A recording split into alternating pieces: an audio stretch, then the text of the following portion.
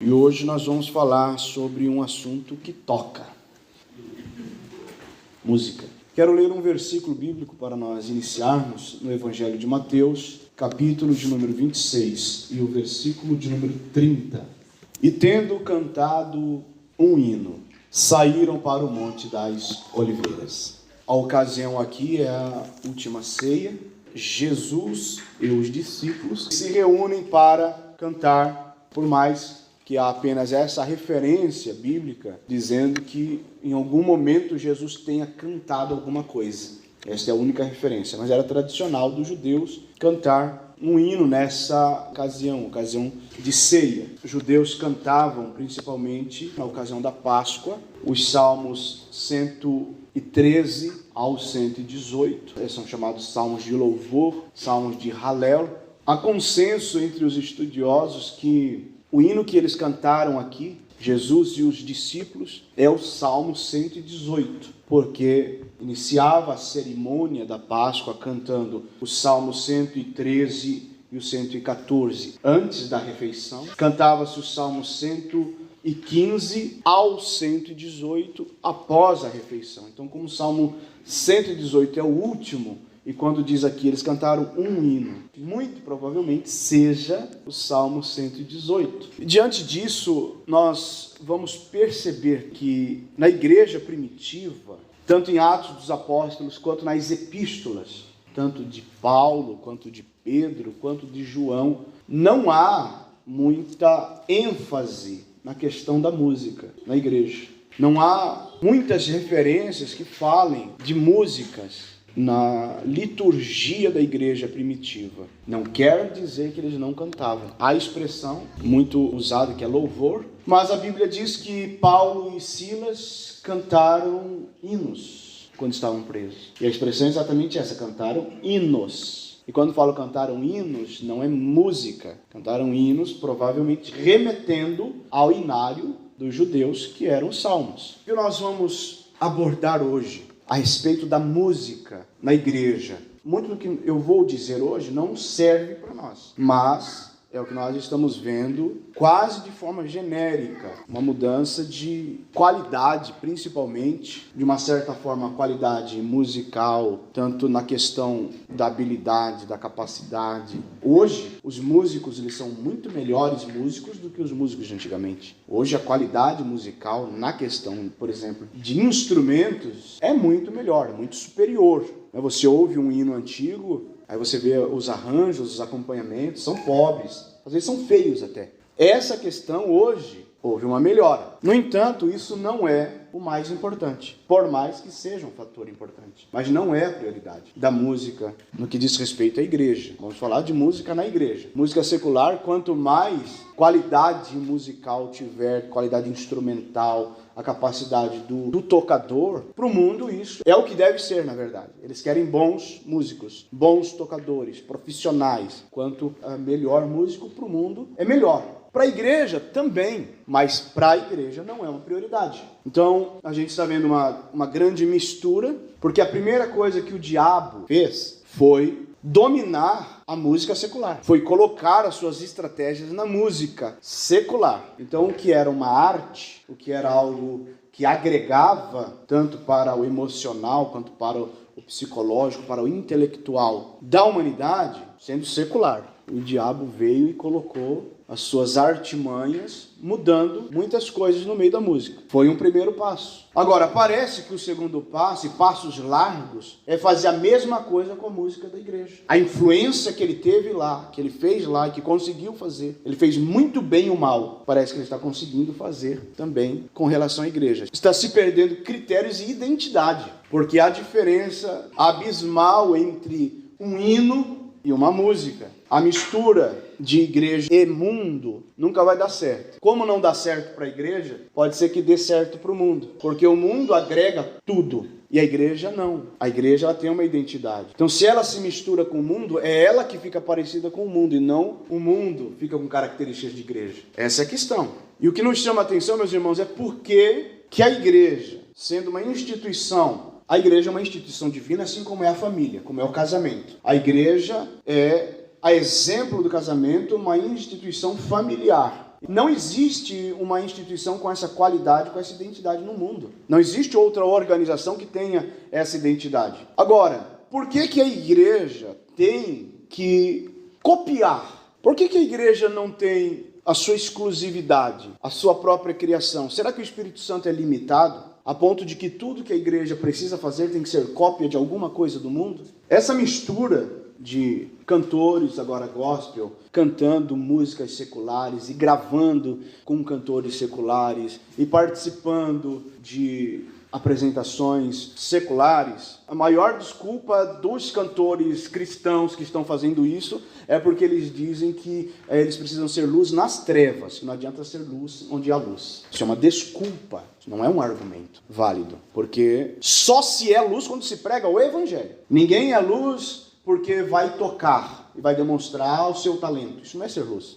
Ninguém é luz porque vai cantar e mostrar o seu talento vocal, sua potência vocal, sua qualidade. Isso não é ser luz. Isso é ser igual a todos que estão ali, que às vezes tem mais qualidade nesse sentido do que o próprio cantor cristão. Ser luz é pregar o evangelho, porque é a palavra que é luz para os nossos caminhos. Então, se a pessoa ela vai se envolver fora do contexto de igreja para pregar o evangelho, aí sim é válido. Agora, se apenas vai se misturar, porque vai tocar junto, porque vai cantar junto, que na verdade isso aí é só para demonstrar o seu talento, e também estamos falando de recursos financeiros, a pessoa está ali porque ela quer ganhar dinheiro, isso não é ser luz. Está longe de ser luz. Isso vale para quem aceita qualquer tipo de argumento, mas para quem conhece um mínimo da palavra de Deus, sabe que isso aí é só desculpa para quem realmente quer estar no meio. Claro que há aqueles que estão fazendo a diferença. Há sim, mas a maioria não. E qual é a prova disso? A prova disso é que a gente está vendo o que está acontecendo com a qualidade, não a qualidade musical, mas a qualidade bíblico-teológica e espiritual da música da igreja atual. É aí que a gente está vendo que não está havendo uma influência da igreja, e a igreja está sendo mais influenciada do que influenciando na área da música. Essa é uma desculpa, e também dizem que a urgência com que o evangelho tem que ser pregado às pessoas que não conhecem a Cristo, então se usa da música porque a música é a melhor forma de envolver. E de fato, se tem algo que é atrativo e que envolve pessoas, é a música. E atrai multidões. Isto é uma verdade, mas o que não é a verdade é a premissa de que estão fazendo isso pela urgência de se pregar o evangelho. Não dá, meus irmãos, para acreditar numa coisa como essa. A gente está vendo, na verdade, uma invasão de influência secular sobre aquilo que deveria ser uma música sacra. A definição clássica de um hino cristão é um poema lírico concebido com reverência e devoção, destinado, propósito, a ser cantado e que expressa a atitude do adorador para com Deus, ou os propósitos de Deus na vida humana. Dois propósitos daquilo que se define como um hino. É um poema lírico para ser cantado, e o seu conteúdo tem que ser em adoração a Deus, ou falar da ação de Deus, do que Deus faz do homem. O hino deve ser simples e métrico quanto à forma, genuinamente emocional, poético e literário no estilo, espiritual na qualidade e em seus conceitos, tão direto e manifesto para unificar uma congregação enquanto canta. Agostinho disse em seu comentário sobre o Salmo 148, sabeis o que é um hino? É o cantar para louvar a Deus. Se louvais a Deus e não cantais, não expressais hino algum.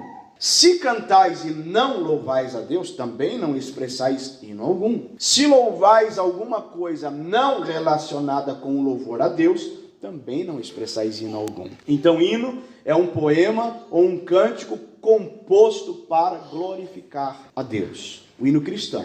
Porque um hino, então, ele é um poema cantado para glorificar deuses ou heróis. Então, no caso do hino cristão, é para glorificar ao Deus cristão. Senão, não pode ser chamada de hino. Um hino só é válido quando glorifica somente a Deus. Estão entendendo porque hoje não se chama mais de hino o que se canta na igreja, e só se chama de hino quando fala que vai cantar um hino da harpa cristã? Mas alguns anos atrás, não muitos anos atrás, quando a pessoa vinha à igreja, por mais que fosse cantar um hino avulso, ele dizia, eu vou cantar um hino tal, e cantava. Chamava-se de hino qualquer coisa que fosse ser cantado na igreja, porque de fato tinha característica de hino. Hoje não. Hoje a pessoa vai cantar uma música na igreja. Está errado de chamar de música? Não, porque de fato é música. Está errado em cantar a música. Tem que cantar hinos. Tem que cantar o que louva a Deus. Cantar o que se adora a Deus. Tem que ter característica de hino. Então se adora a Deus e se fala da ação de Deus na vida do homem. Os hinos clássicos, e veja bem, hinos clássicos. O que é um filme clássico? O que é um livro clássico? Agora, por que são clássicos? Já parou para pensar? Por que eles são chamados de clássicos? É porque eles têm classe. E quando fala que alguma coisa tem classe, você pensa no quê? Qualidade. O que é clássico perpassa o tempo, gerações. Fala de um filme clássico, você quase não fala de nada atual. Quando fala de hino clássico, nesse aspecto que tem classe, que vai ultrapassar gerações, se Jesus não vier até 2050, vamos colocar daqui a 30 anos, o que você acha de o que está sendo cantado hoje que vai ser clássico em 2050? Esse teu silêncio conivente com a negativa da resposta mostra também que está havendo uma má qualidade no que está sendo produzido hoje. Porque para ser clássico tem que ter classe. E o que tem classe não é igual. O que tem classe é distinto. Ele tem algo a mais. E agora, os hinos clássicos, os chamados congregacionais da igreja, eles passaram a dividir o tempo, depois de um tempo, com os cânticos, com os conjuntos, com os chamados hinos especiais, né? Que todos os hinos devem ser especiais,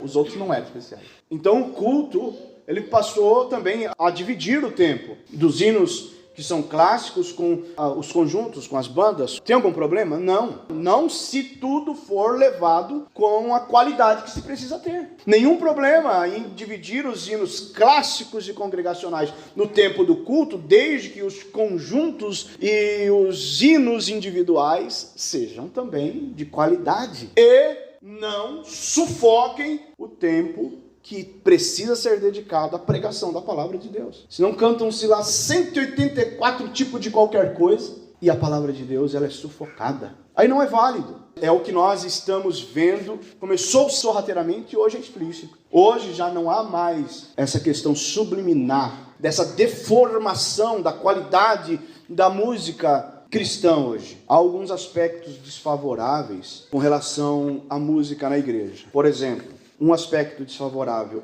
alguns membros não se preparam para a adoração. Então eu digo daquele que vai cantar e daquele que vai estar na nave da igreja. Quando se torna uma mera apresentação, perdeu-se o propósito de adoração. Então não há um devido preparo, muitas vezes, de quem canta ou da nave da igreja. O momento é para adoração, é para ser específico a isso, para que se denote um hino, para que se defina que é um hino, Deus precisa ser louvado ali. Então quem está sentado não pode simplesmente assistir quem está cantando, porque aí você está dando mais valor a quem está cantando, que é o próprio Deus que precisa ser louvado.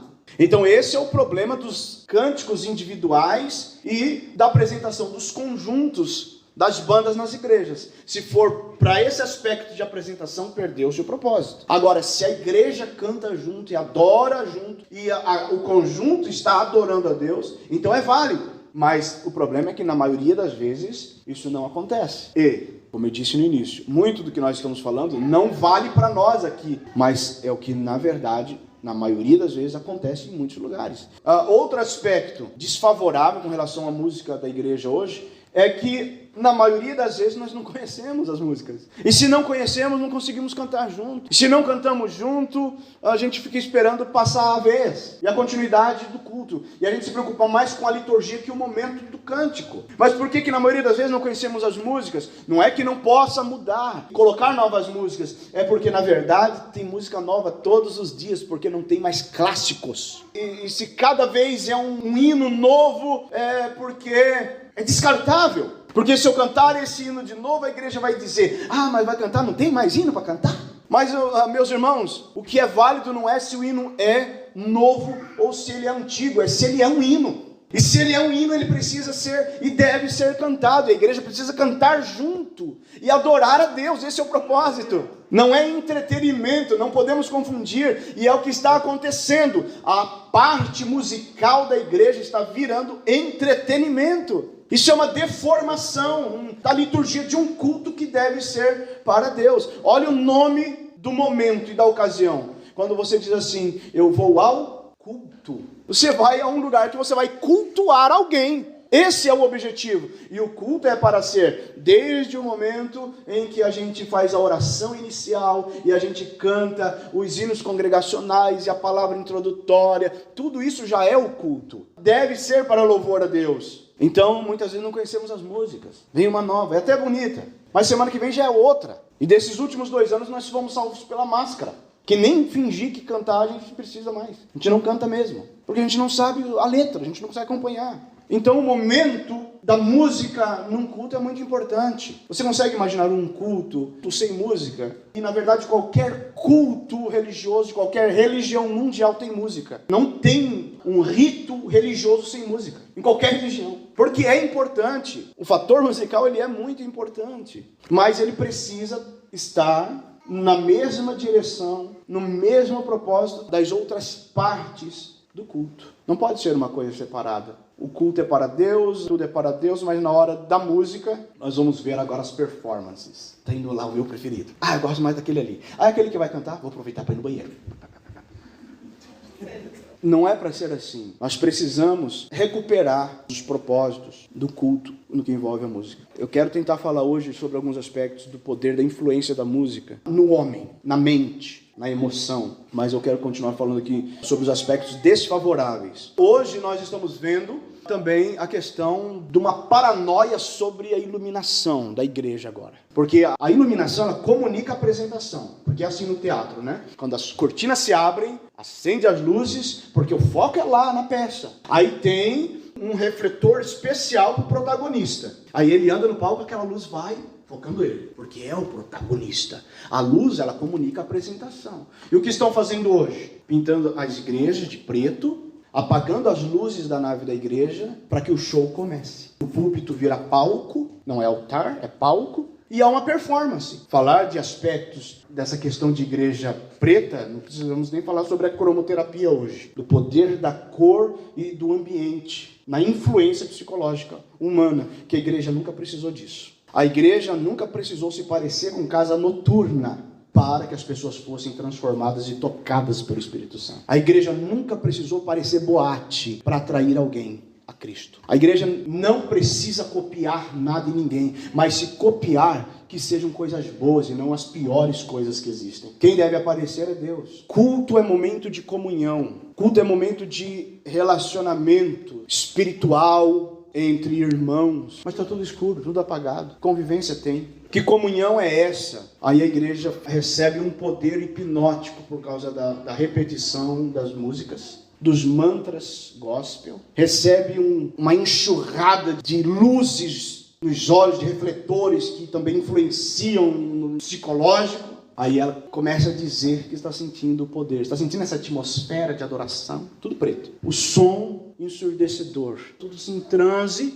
O poder que eles chamam. Aí tem um músico lá no fundo. Ele não está em transe, ele não está sentindo essa unção. Mas o povo lá, alvo da hipnose, está. O que nós não podemos esquecer, meus irmãos, é que igreja é para todos. Se é para ganhar almas para Cristo, é almas de qualquer idade. Estão fazendo igreja só para um tipo de gente. As igrejas estão se transformando em locais só para um tipo de pessoas, jovens.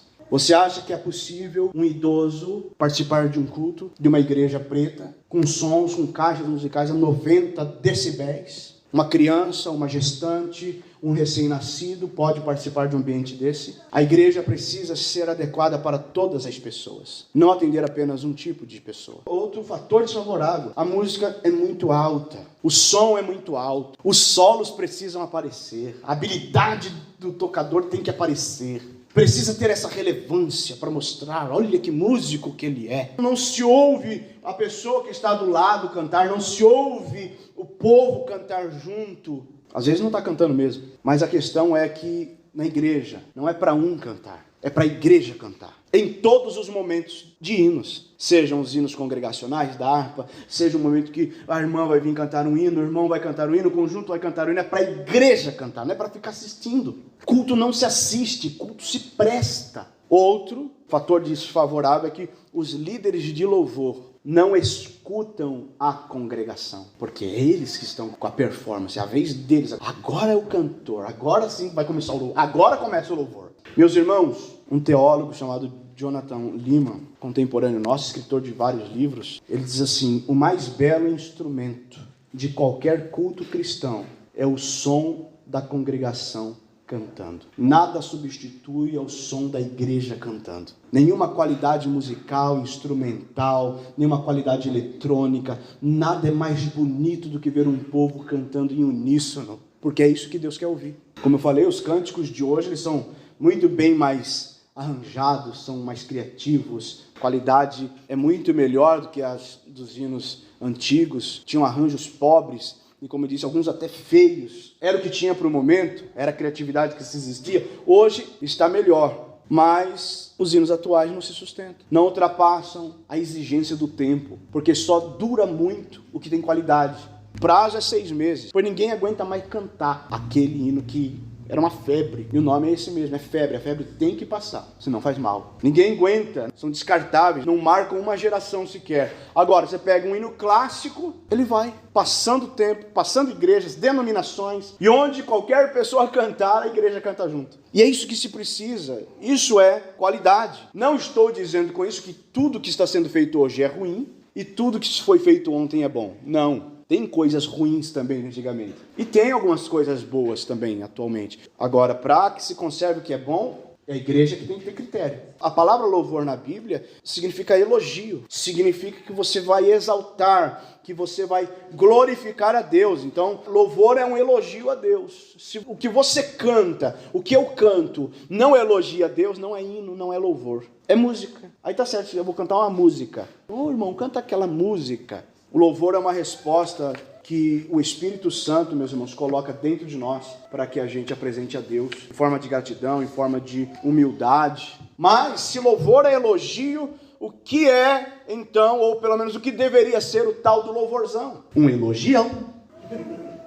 Vamos fazer um baita elogio a Deus. Mas aí o que se transformou os louvorzões? Competições de bandas. Os louvorzões passaram a trazer competições musicais. Sim, meus irmãos, onde é que já se viu a pessoa receber troféu de melhor? A banda ficou em primeiro lugar, em segundo lugar, em terceiro. E o louvor a Deus ficou aonde mesmo? O objetivo ficou aonde mesmo? Quer dizer então que o louvorzão é para ver quem que era o melhor, quem que é o primeiro, quem que é o segundo, quem que é o terceiro, e quem são os coitadinhos que ficaram lá em último. Não é esse o objetivo, mudou o propósito, perdeu-se o propósito. Igreja não é para ter competição, igreja não tem esse negócio de quem é melhor e quem é pior, não. Louvor é para Deus, a glória tem que ser para Deus. Eu ofereço esse troféu a Deus. É Deus que merece esse troféu. Entrou na competição para perder, então? Quem é que entrou na competição para perder? Competição de tipo alguma é de Deus. Louvar é elogiar a Deus, meus irmãos. Não pode ter esse negócio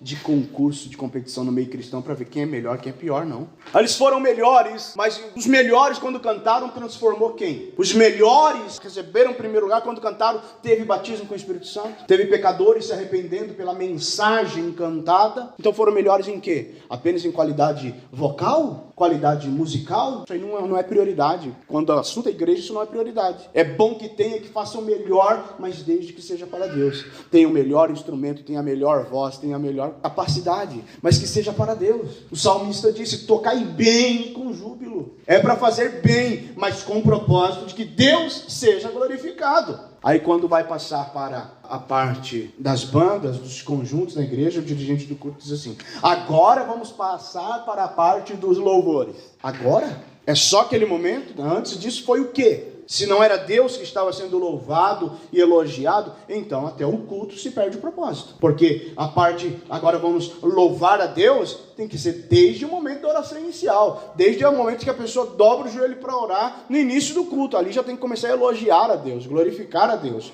prestar culto a Deus. Culto não se assiste, culto se presta. Você tem que vir à igreja para prestar culto a Deus, não para assistir o culto. Se nós cantarmos algo onde o homem tem proeminência na letra, se tudo gira em torno do homem, tipo, eu sou raro, eu sou precioso, se os elogios passam a ser para o homem, se as virtudes é humana, se eu sou campeão, tem coisa errada, é música. pode chamar de música. Não de hino, porque hino é aquilo que louva a Deus e fala do poder de Deus na vida do homem. Adoração fala-se de prostrar, de se prostrar para reverenciar. Adoração no grego é assim, é prostrar, adorando, ou adorar, prostrado. Isso é adoração, é reverência. Então adoração a gente pode prestar a Deus já na oração, adorar prostrado. A gente pode prestar através de cântico também, cantando. A gente pode adorar a Deus com o nosso testemunho, porque Deus vai ser glorificado no nosso testemunho.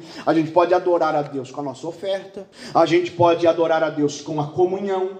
A gente pode adorar a Deus com a nossa obediência. Então, o momento de adoração qual é? É todo o momento do culto. Momento de adoração qual deve ser para a vida do cristão? Pai procura verdadeiros adoradores, que o adorem em espírito e em verdade. Ou seja, qual é o momento de adoração? A vida.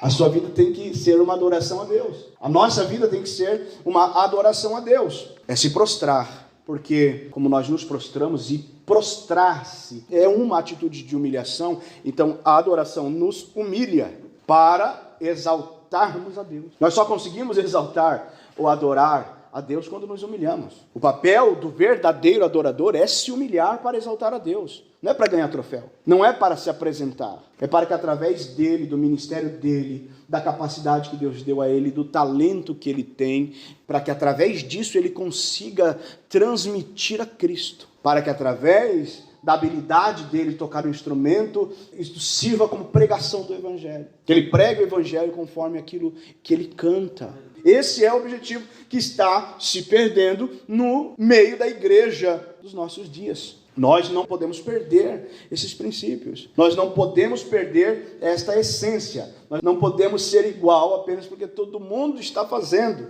E é histórico que a maioria sempre esteve errada em tudo. A adoração, meus irmãos, não deveria ser uma questão de nossos gostos. Não deveria ser. Eu adoro desse jeito. Ou eu canto o que eu gosto. A adoração não deveria ser isso. A adoração deveria ser nós nos preocuparmos com o que agrada a Deus, porque a adoração é para Ele. Ah, eu te dei esse presente aqui porque eu gosto. Peraí, mas o presente não é para a pessoa? O que a pessoa gosta? A adoração deveria ser isso. A adoração não deveria ser a nossa preferência, mas nós procurarmos saber o que é a preferência de Deus. Por isso que eu coloquei exatamente esse tema. A música que nós ouvimos agrada a Deus. A música que nós cantamos agrada a Deus. Essa tem que ser, ou deveria pelo menos ser, a nossa preocupação. Não é o que me agrada, o que eu prefiro. Não é questão de gosto. Ah, pastor, mas está adorando, é para Deus, é o que importa. Não, não é o que importa. Se for questão de preferência de gosto, não é o que importa. Se fosse questão de preferência de gosto, por que Deus não aceitou a oferta de Caim? Não era o que ele preferia colocar para Deus? Para ele, na visão dele, não era o melhor dele? Por que Deus não aceitou? Por que Deus não aceitou o fato de, pelo menos, a boa intenção de usar quando a arca estava caindo do carro de bois, e ele foi lá com a maior das boas intenções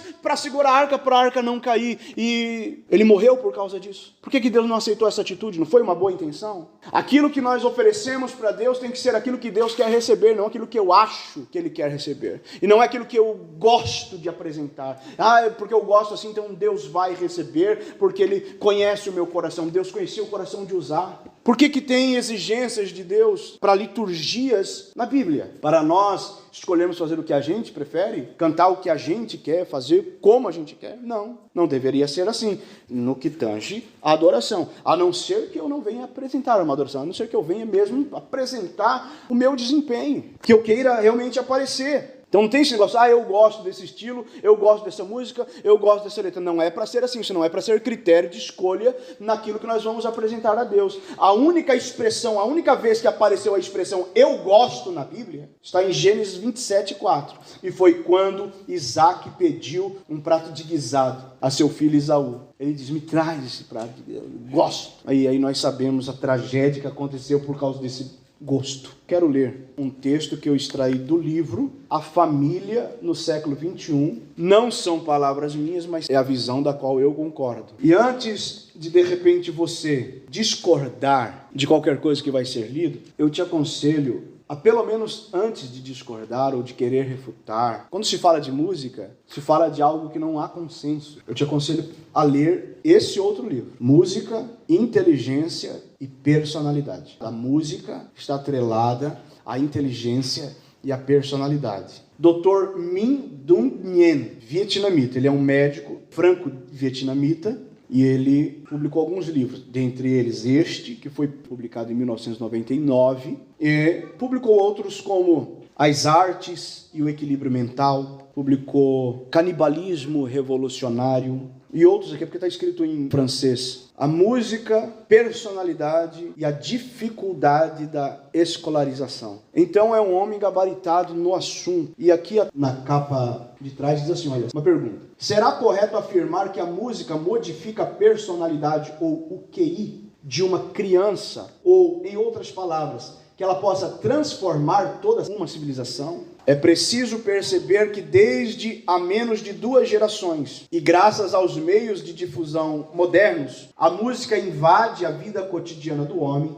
desde a mais tenra infância e em todos os níveis da sociedade. Segundo as neurociências, o pensamento de certos jovens já sofreu uma mutação por conta do desenvolvimento e da vulgarização do audiovisual. É o que estão se trabalhando muito pesadamente nas igrejas pretas. Ele se desenvolve como o roteiro de um filme de televisão, plano por plano, cena por cena. Ele se faz por meio de imagens, como no homem primitivo, e tudo isso malgrado a escolarização obrigatória. O que ocorreu com a sensibilidade das pessoas durante essa regressão intelectual, essa substituição da civilização do escrito pela civilização da imagem e do ritmo. Esse livro, meus irmãos, ele é espetacular. Eu gostaria de ter tempo para ler muita coisa dele. Eu gostaria de ficar lendo ele aqui para vocês. Já o li, preciso e quero ler ele de novo. E eu leria ele inteiro para vocês. Mas eu separei só alguns parágrafos para os irmãos entenderem do que uma pessoa, não estou falando agora de cristianismo, estou falando de alguém que está falando da questão da qualidade da música. Ela é importante tanto para o mundo quanto para a igreja. Agora, se o mundo perdeu a qualidade musical,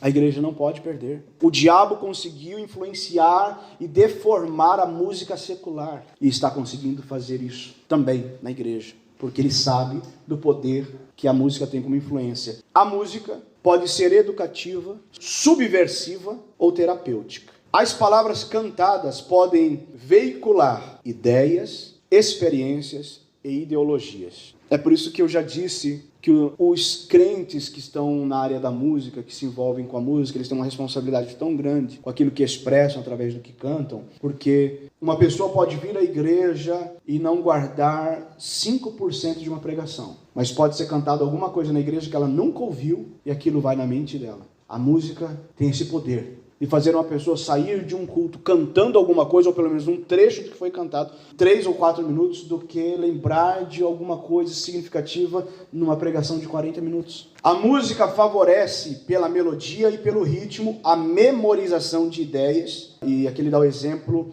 na questão dos slogans comerciais, das propagandas políticas, aquelas músicas para vender produtos de lojas, dos comícios, dos partidos políticos, aquela música chamada Chiclete. A música tem esse poder. Muitas pessoas buscaram derrubar governos e mesmo mudar o mundo através de canções. E aqui ele traz nesse livro um parecer histórico sobre isso. Ditadores que se utilizaram de música para concentrar multidões e lavar essas multidões cerebralmente através da música. Os excessos de decibéis tornam pessoas agressivas, violentas, depressivas, aumentam as brigas domésticas e diminui a defesa imunológica. O excesso dos decibéis, som alto. Ele traz aqui todas as comprovações, dados históricos e científicos, pesquisas. Músicas fizeram as pessoas crerem que a juventude ideal deve amar e até adorar o barulho, a desordem e a violência. É a tal da diversão da juventude, que o jovem não pode vir para a igreja porque ele tem que se divertir. E a diversão do jovem é numa balada, numa rave, bebendo, usando droga e sendo bombardeado por sons. Os ruídos e as músicas foram sistematicamente estudados no laboratório de Harvard e se descobriu que eles podem os produzir angústia, tristeza. Quem nunca passou por isso ouvindo uma música? Alegria, sentimento de perseguição, pânico e mesmo reações orgânicas como náusea, como vertigem ou estado de depressão com tendência suicida. Tem músicas que são voltadas para isso. A música, que ele também diz que é funcional. Ela muda o comportamento da pessoa temporariamente, porque essa música vai se dirigir à percepção do inconsciente da pessoa. Dependendo da música, aumenta o rendimento de trabalho da pessoa, favorece as compras nas grandes lojas. Por isso que você entra em loja hoje, tem musiquinha tocando lá no fundo. Por isso que tem lugares que se pode usar músicas no local de trabalho, mas que a empresa coloque. Não é que você pode trabalhar com a sua música com o seu fone, não. A empresa vai colocar música porque a empresa é muito boazinha com você. Porque ela sabe que se você ouvir aquela musiquinha, você vai trabalhar mais, produzir mais para a empresa, que é boazinha com você. Dependendo da música, numa praça de alimentação, você vai comer mais do que você havia programado. Geralmente você já programa comer mais. Mas dependendo da música, ela te estimula a comer mais. E está no inconsciente. Isso aqui é provado em laboratório. Os sons muito rápidos. E é uma má qualidade também que tomou uma parte da música cristã hoje nas igrejas. Que às vezes é bom de cantar, é gostoso de cantar, mas vejam bem, os sons muito rápidos, com mais de 90 batimentos por minuto, aí ele aqui dá os estilos musicais que usam sons rápidos e essa quantidade de batida por minuto. Jazz, rock, rap, techno. Esse tipo de música ativa a reação de vigília do cérebro, exercendo assim um efeito de excitação, de exaltação ou mesmo de transe. Então não é questão de eu gostar ou de eu preferir, é questão do que pode causar. Os engenheiros de som dizem que a música jovem, que ele coloca entre parênteses 3 estilos, rock, rap e techno, é pobre em componentes e considerá-las como música é cometer impostura. As músicas novas são apenas tumulto ritmado, corresponde a uma regressão dramática do conhecimento artístico, uma regressão dramática do conhecimento artístico de uma geração de mal instruídos que não sabem buscar outra coisa senão a excitação grosseira e primitiva. Há muito o que se fala a respeito disso. O artigo do livro A Família no Século XXI, da primeira edição de 2001, da ReproArt, diz assim: a música se destaca dentre as expressões artísticas desde os primórdios da narrativa bíblica. No sexto século antes de Cristo. Isso estou falando lá do momento em que o povo de Israel estava se envolvendo com Babilônia. Naquela época, Pitágoras afirmava: a música e a dieta são os 2 principais meios de limpar a alma e o corpo e manter a harmonia e a saúde de todo o organismo. Música e alimentação. Nada no planeta escapa aos efeitos da música. Ela interfere em tudo.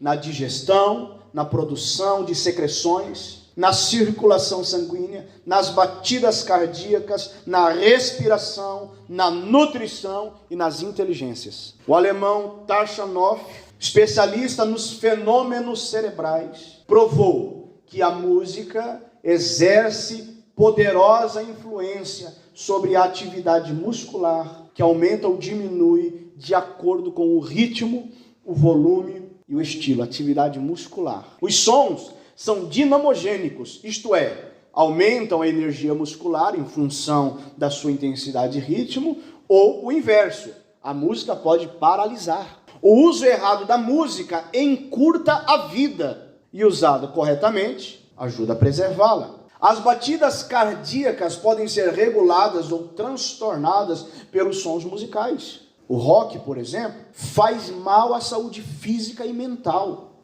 e vicia tanto quanto qualquer droga química. Um rock dependente, submetido a um tratamento de desintoxicação mental, demora muito para curar a desarmonia no seu metabolismo. Já os ritmos harmoniosos são estimulantes, sedativos, ajudam a recuperar o sono e fixam a memória. A medicina usa a música na terapia de partos, cirurgias, tratamentos dentários. Empresas de saúde entretêm pacientes em sala de espera com música suave, neutralizando a ansiedade. Médicos de Los Angeles, nos Estados Unidos, selecionam músicas para relaxar no tratamento de pacientes com dores. No Brasil, a música é usada na assistência a doentes terminais. Há muito se sabe que a música estimula a produção no trabalho. Como nós já comentamos aqui, em restaurantes, a música usada inteligentemente, ela vai estimular o apetite. Nos quartéis, desperta o espírito cívico. A exemplo bíblico, o rei Josafá usou um grandioso coral e uma banda de música para intimidar o inimigo, conforme diz segundo o livro de Crônicas, capítulo 20. Ele ganhou a batalha. Shakespeare dizia que a música presta auxílio a mentes enfermas, arranca da memória uma tristeza arraigada, arrasa as ansiedades escritas no cérebro e com o seu doce e esquecedor antídoto,